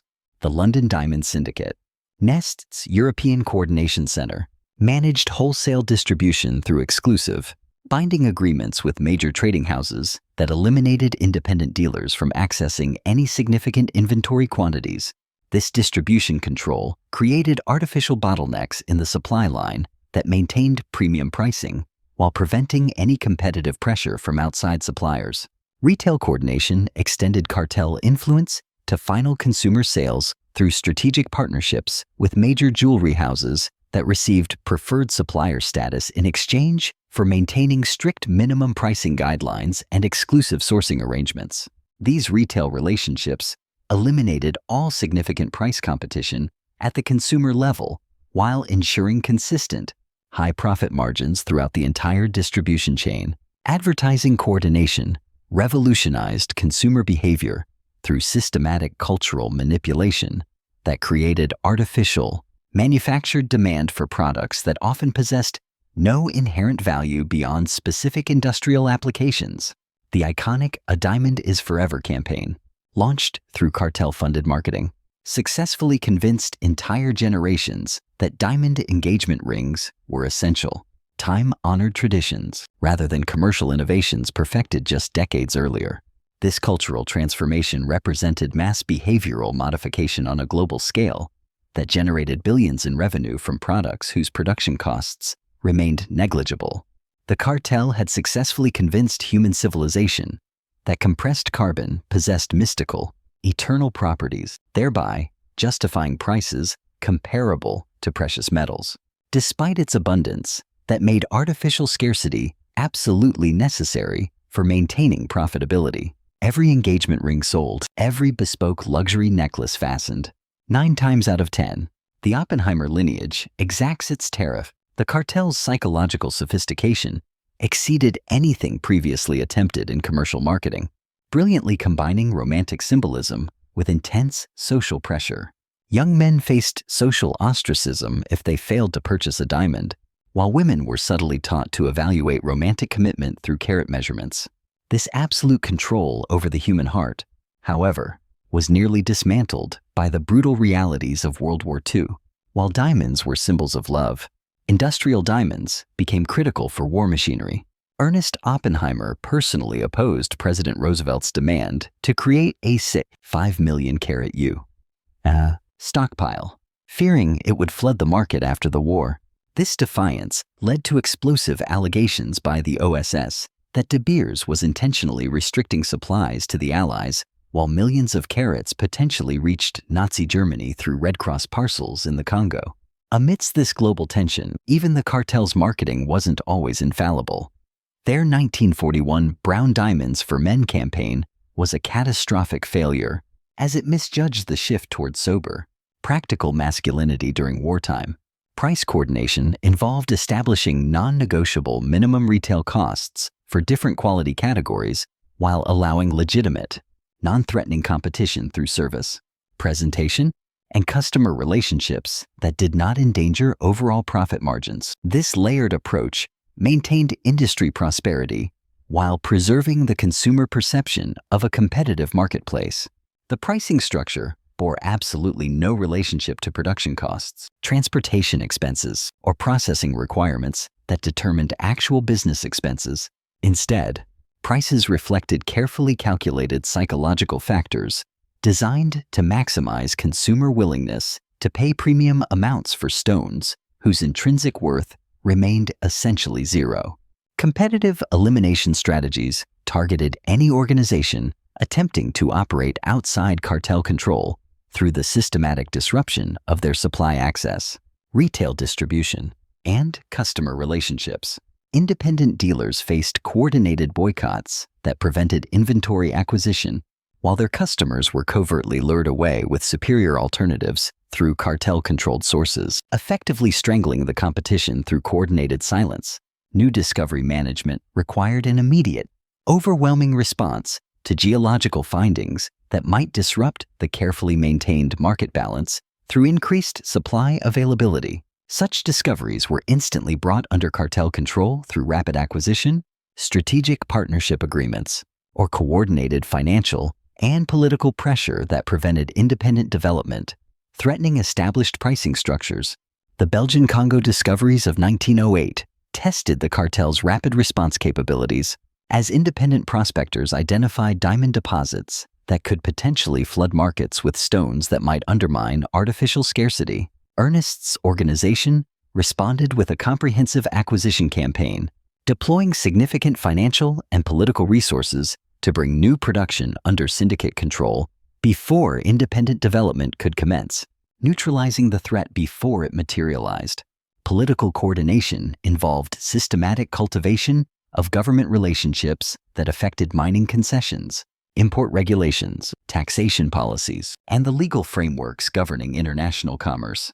Cartel representatives maintained subtle, pervasive influence with colonial administrators, European trade officials, and American regulatory authorities whose decisions could materially impact industry operations. This political influence operated through legitimate appearing channels that avoided obvious corruption while ensuring that governmental decisions consistently favored cartel interests over those of potential competitors or consumer protection advocates who might challenge systematic market manipulation. The appearance of regulatory compliance artfully concealed systematic circumvention of competitive principles. Their most chilling weapon wasn't a contract, it was silence. They funded university studies and fashion Bibles to ensure that whenever a consumer looked at a diamond, they saw eternity. Deed, never the cold, hard face of a monopoly. International coordination required managing relationships with governments in multiple countries, where cartel activities might face severe legal challenges based on domestic antitrust laws or trade regulations designed to promote competitive markets. This demanded sophisticated, multi-jurisdictional legal strategies and political influence that far exceeded individual company capabilities.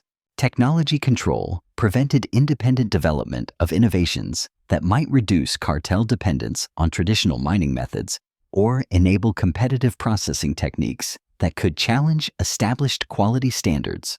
Through strategic patent acquisition and coordinated research funding, the cartel maintained technological advantages while suppressing disruptive innovations that threatened the status quo. Financial coordination established vast reserve funds that could finance sustained competitive elimination campaigns, support members facing temporary financial difficulties, and fund expansion into new territories where cartel control could be extended.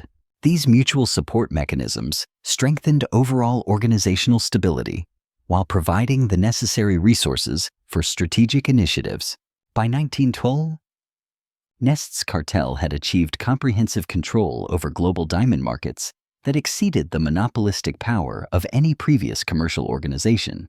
The systematic manipulation involved every aspect of production, distribution, and consumption, while meticulously maintaining the public appearance of competitive marketplace operations.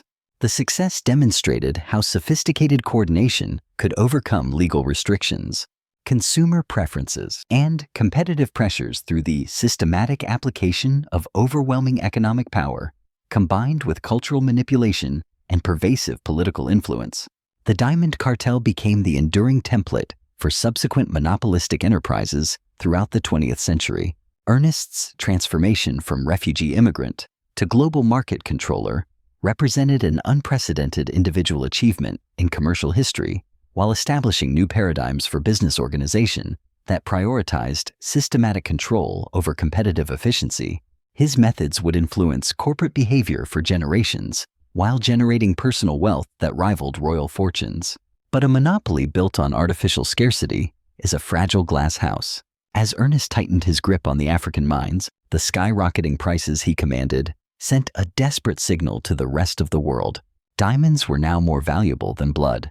Prospectors from the frozen tundras of Siberia to the humid jungles of Brazil began a frantic race to find a new source, one that could shatter the Oppenheimer blockade. Ernest realized that to control the market, he could not simply be the king of Africa. He had to become the master of the earth. The global discoveries of 1913 weren't just a new business opportunity. They were a declaration of war against his throne. He had to conquer the globe, or watch his empire drown in an ocean of uncartelized stones. The cable that arrived at Ernest Oppenheimer's Cape Town headquarters on March 3, 1913, contained urgent information that would expand his diamond empire beyond Africa into every continent where precious stones could be extracted. Brazilian deposits confirmed. Australian discoveries verified. Russian sources located. Immediate coordination required to prevent market disruption.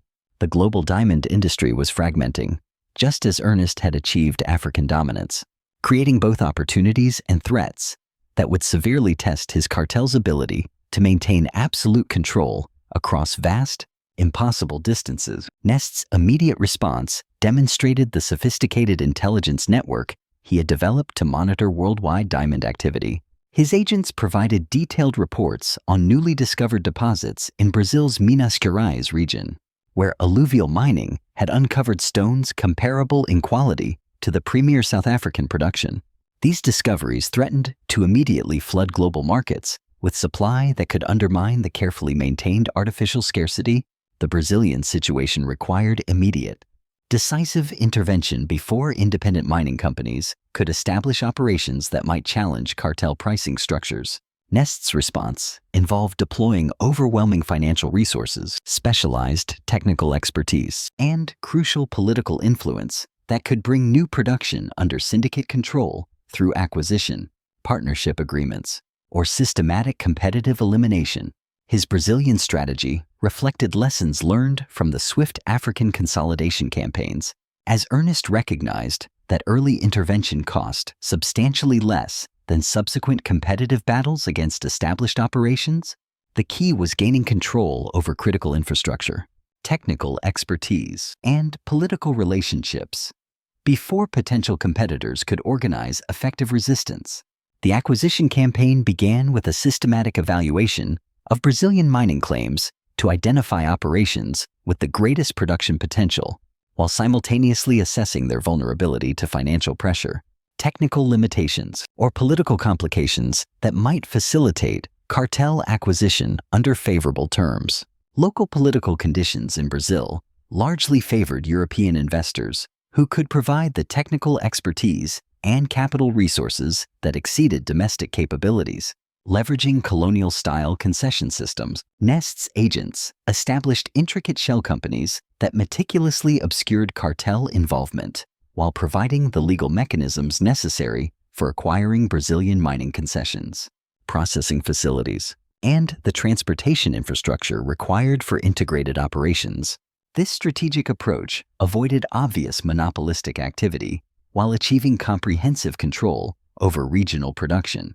The severe technical challenges of Brazilian mining required importing specialized equipment and expertise from established African operations, creating opportunities for technology transfer that enhanced cartel capabilities while maintaining significant competitive advantages over potential rivals who lacked access to proven, efficient mining methods. Transportation. Coordination proved absolutely essential for Brazilian operations, as high-value diamond shipments required secure transit through territories where government authority remained limited, and banditry posed constant threats to valuable cargo. Establishing reliable shipping networks demanded substantial investment in robust security arrangements and infrastructure development. Australian discoveries presented different, more subtle challenges as the British colonial administration provided more sophisticated legal frameworks that limited opportunities for systematic competitive manipulation. Australian mining companies possessed better access to London capital markets, while colonial authorities maintained closer oversight of mining operations.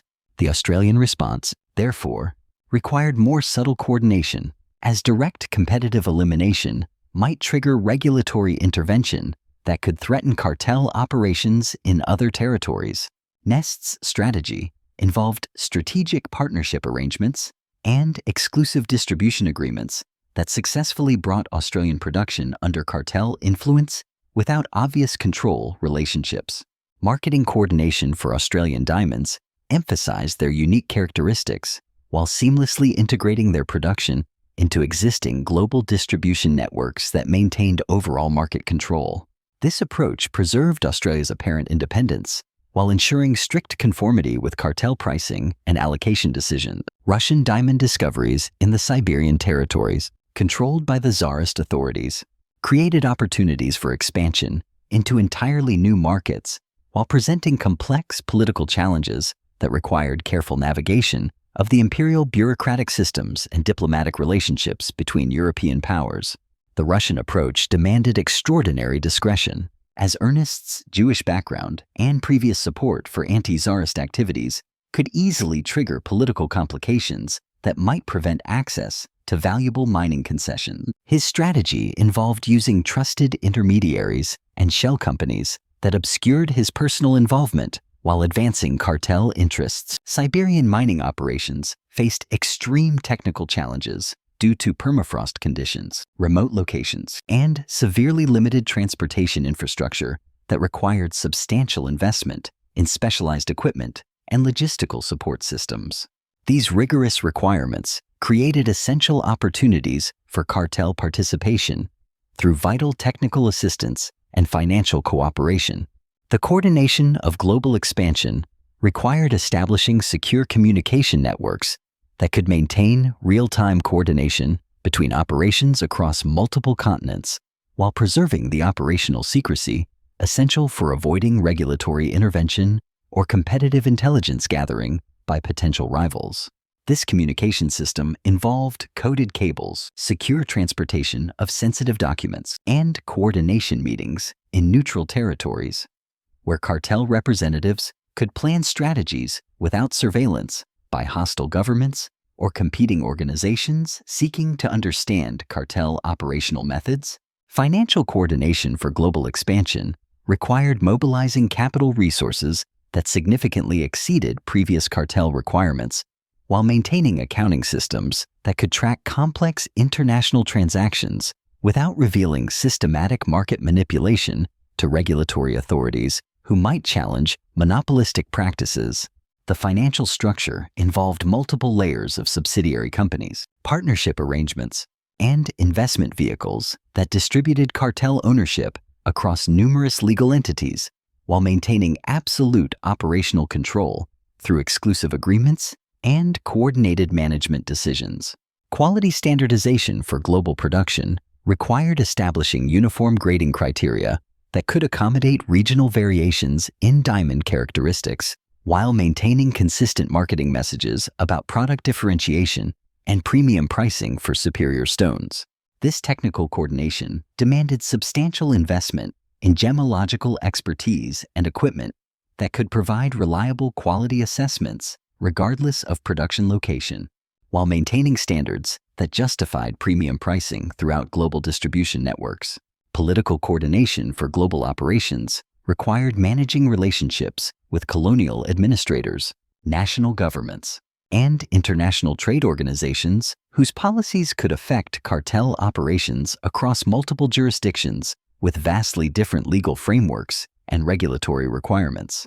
The political strategy involved systematic cultivation of influence through legitimate channels, while strictly avoiding obvious corruption that might trigger diplomatic complications or regulatory intervention that could disrupt carefully established operational arrangements.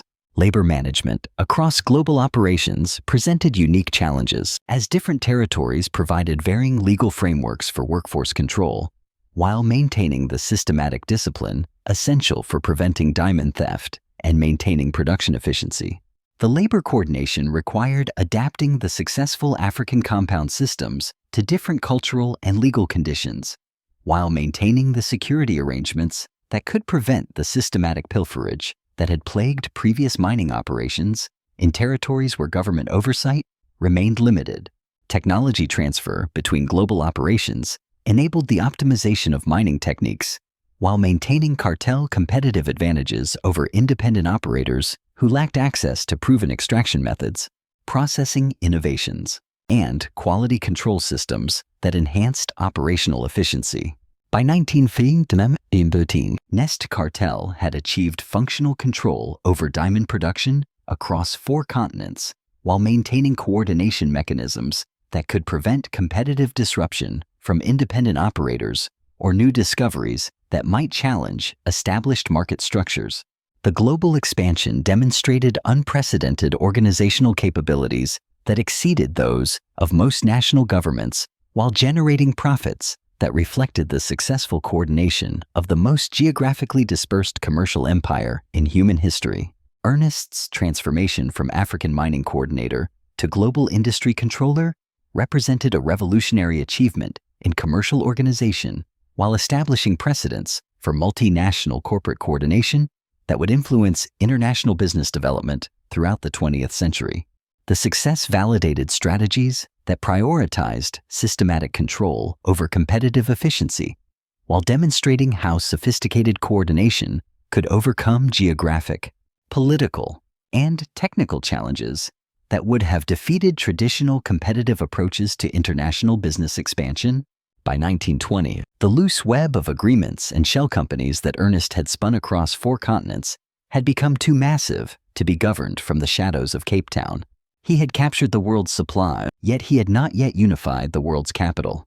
He realized that to protect his throne from government regulators and the volatility of the post-war markets, he needed more than just a cartel. He needed a monolithic sanctuary. On a winter day in London, the master strategist prepared to launch his final masterpiece, the Anglo-American Corporation. It was to be the ultimate fortress, a corporate labyrinth designed to make his power not just absolute, but invisible.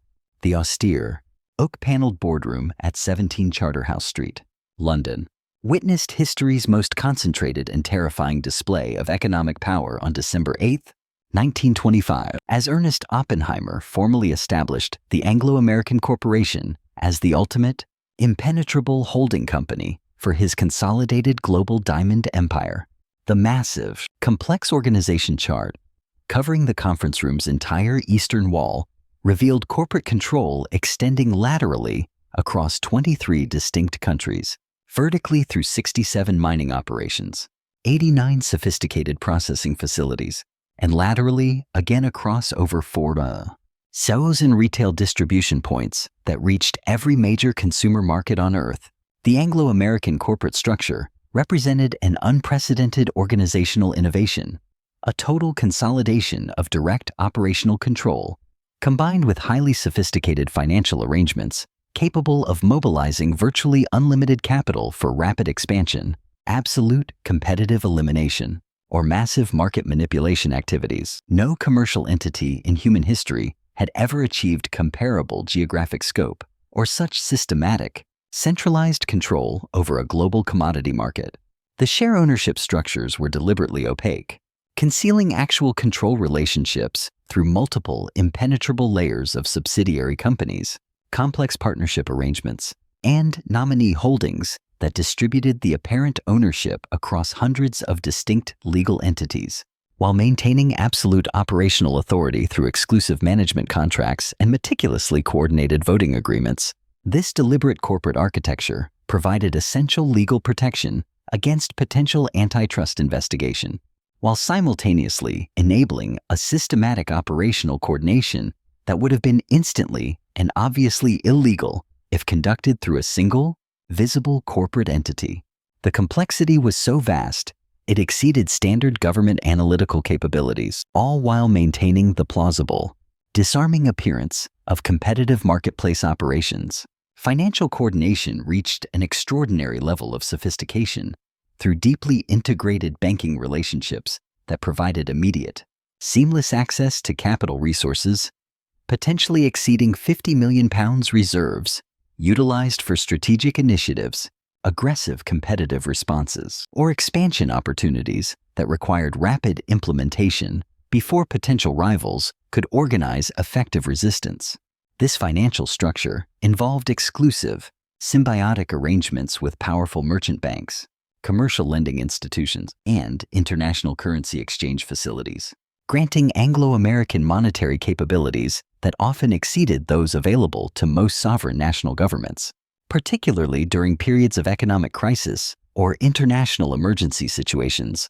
Production optimization achieved a state of mathematical perfection, coordinating global mining operations according to real-time demand projections, precise inventory management requirements, and complex pricing strategies that maximized collective profitability while surgically preventing any regional surpluses or shortages that might disrupt the carefully maintained market equilibrium. The coordination system processed minute-by-minute production data from mining operations across 6 continents, continuously adjusting extraction quotas, processing schedules, and transportation arrangements. This optimization maximized overall system efficiency while crucially maintaining the artificial scarcity that was absolutely essential for sustaining premium pricing structures. Quality standardization established uniform global criteria for diamond classification, intentionally eliminating regional variations in grading standards and providing centralized control over the technical assessments that determined commercial value for all stones entering international trade through Anglo-American distribution networks. The London Gemological Institute, operating under the cartel's direct coordination, provided the authoritative quality certification that established international standards for diamond evaluation, while ruthlessly preventing the rise of independent assessment systems that might challenge established grading procedures or the lucrative pricing structures. While the London Gemological Institute established the technical standards to suppress competition, the London Certification Authority served as the final gatekeeper. As the ultimate arbiter, it issued the official assessments that cemented commercial values for virtually every diamond entering the global market, turning technical grading into absolute financial control. To maintain this absolute grip, the cartel didn't just set prices. They dictated who was worthy to even see the stones. Through the Central Selling Organization, CSO, they implemented the site system. Every 5 weeks, a hand-picked group of site holders were invited to London to be presented with a closed box of pre-graded diamonds. They were not allowed to negotiate. They either accepted the price set by De Beers or were permanently removed from the elite list. Distribution ordination achieved comprehensive, near absolute control over both wholesale and retail markets through exclusive supplier agreements with the most powerful major jewelry retailers. These retailers received preferential inventory access in exchange for strictly maintaining minimum pricing policies and respecting territorial limitations that prevented any competitive pressure between authorized dealers. The resulting distribution network extended across North America, Europe, Asia, and Australia through privileged relationships with over 5,000 retail outlets that collectively controlled approximately 85% of consumer access to diamond jewelry in the major metropolitan markets where luxury purchasing was highly concentrated. Marketing coordination fundamentally revolutionized consumer behavior through systematic cultural manipulation that established diamond ownership not as an optional luxury consumption choice, but as an essential, undeniable social requirement. The subsequent campaigns achieved unprecedented, staggering success in behavioral modification across multiple societies, regardless of their differing cultural traditions or economic conditions. Advertising expenditures surpassed £2 million annually, invested in coordinated campaigns that simultaneously promoted general diamond demand while cleverly maintaining the individual retailer's appearance of competitive independence. This dual-pronged approach successfully increased the overall market size while preserving maximum profit margins for all distribution participants. Cultural manipulation extended far beyond mere advertising to include systematic influence over social institutions, educational curricula, and even ancient religious ceremonies, subtly incorporating diamond symbolism into traditional practices that had previously employed entirely different materials or customs for expressing romantic commitment and social status. This cultural transformation represented a mass psychological manipulation comparable in scale and effect to major political propaganda campaigns, but operating instead through commercial mechanisms that ingeniously avoided any obvious ideological content that might trigger resistance from cultural authorities or consumer advocacy organizations. Technological control prevented independent innovation that might challenge Anglo-Americans' operational advantages, while simultaneously directing all research and development efforts toward improvements that enhanced existing monopoly systems, rather than creating competitive alternatives or new consumer choice options. Patent portfolios secured exclusive legal rights to critical mining technologies, processing innovations, and quality assessment procedures protection that might otherwise have enabled independent operators to challenge established market control through superior technical capabilities or operational efficiency. Political coordination ensured systematic, enduring influence over government policies affecting international trade regulations, mining concessions, taxation structures, and competitive policies across the multiple jurisdictions whose decisions could impact Anglo-American operations. This political influence operated through polished professional lobbying organizations, strategic, high-value campaign contributions, and deeply personal relationships with government officials whose administrative decisions could advance Anglo-American interests, all while painstakingly maintaining the appearance of legitimate regulatory compliance. International coordination managed complex diplomatic relationships between Anglo-American operations and the national governments whose policies affected mining rights. Export regulations, currency exchange controls, and bilateral trade agreements that governed commodity commerce across international boundaries. The diplomatic coordination required a sophisticated understanding of colonial administration, complex international law, and commercial treaties, a level of expertise that exceeded the capabilities of most governments, while providing the cartel with collective influence comparable to major international trading companies or even colonial enterprises. Labor management across global operations maintained systematic workforce control through rigid compound systems, exclusive employment agreements, and comprehensive security arrangements that simultaneously prevented organized resistance while ensuring adequate staffing levels for maintaining production schedules and operational efficiency. The labor coordination successfully adapted efficient, if draconian, African mining practices to different legal and cultural conditions globally, while maintaining the intense security measures essential for preventing diamond theft and sustaining the operational discipline necessary for profitable extraction in often remote locations.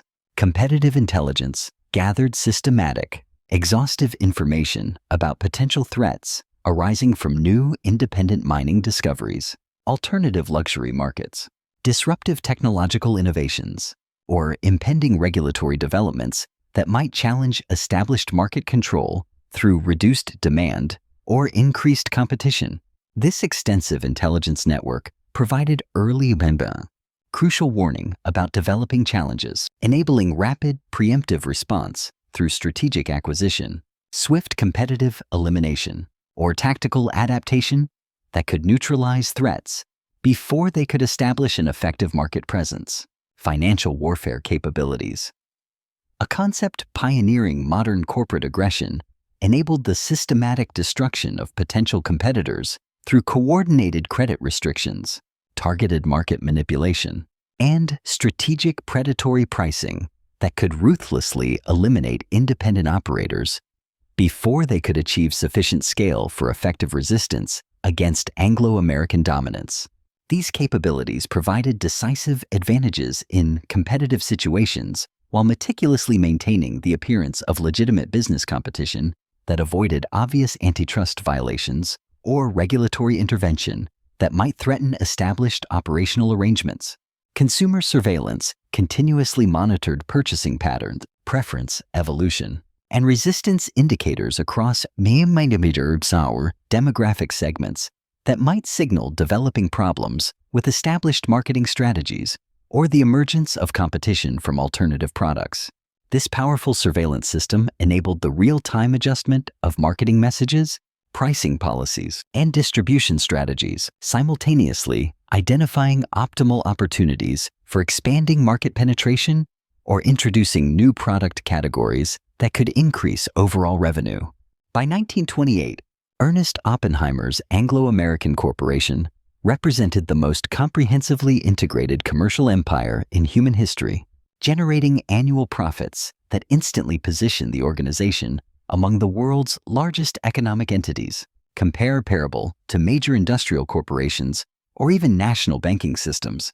This stunning consolidation demonstrated unprecedented organizational capabilities that often exceeded those of contemporaneous government administrative systems, establishing critical precedents for multinational corporate coordination that would influence international business development throughout the entire 20th century. An empire built on the illusion of scarcity cannot survive an era of infinite abundance.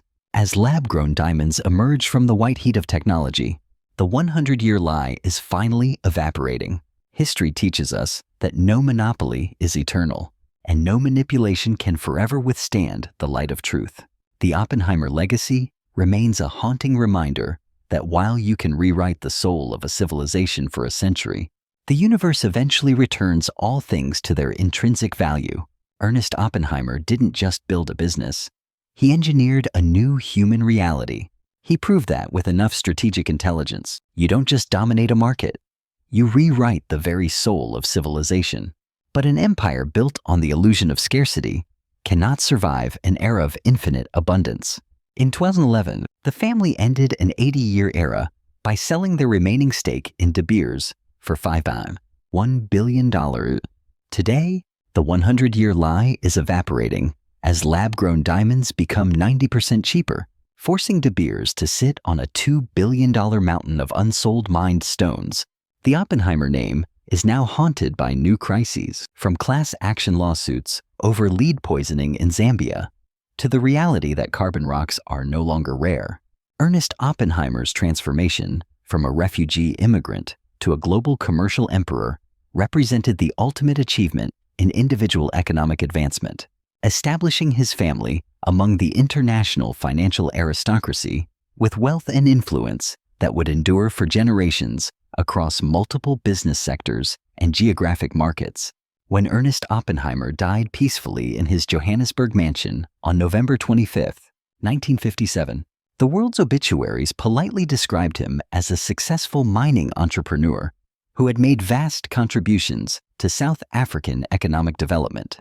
Few, if any, mentioned that this former German refugee had masterminded and executed the most successful, comprehensive commercial deception in human history, a monopoly so flawlessly perfect that it convinced entire global civilizations to pay astronomical premium prices for compressed carbon, a substance intrinsically abundant and low value, while simultaneously believing they were participating in free, competitive market transactions. In 2011, the family signaled the end of an era by selling their remaining 40% stake in De Beers for $5.1 billion, pivoting toward private equity through Oppenheimer generations.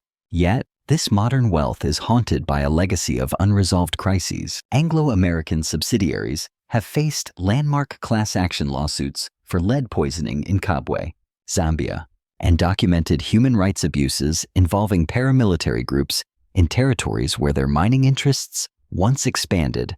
By 2025, the illusion began to shatter, with lab-grown diamonds becoming 90% cheaper. De Beers was forced to sit on a $2 billion mountain of unsold stones, facing a future where carbon rocks are no longer rare. The formation of Anglo-American signaled a shift from commerce to global hegemony. This was no longer just about jewelry. It was about the raw materials of survival, By the 1950s,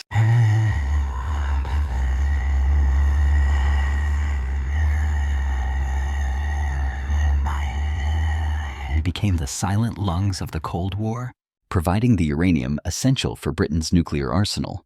Supported by the titans of Wall Street like J.P. Morgan, the empire proved that a private corporation could become more indispensable to global powers than most sovereign nations.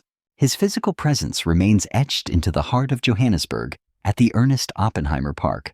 Here, a replica of the famous Oppenheimer diamond sits as a prominent feature, a silent reminder that the genesis of the modern city was built on the ambitious dreams of a refugee who redefined the very concept of value. Today, the dynasty's legacy is haunted by the lead pandemic in Kabwe, Zambia, where a century of mining operations has left over 100,000 children poisoned by toxic dust.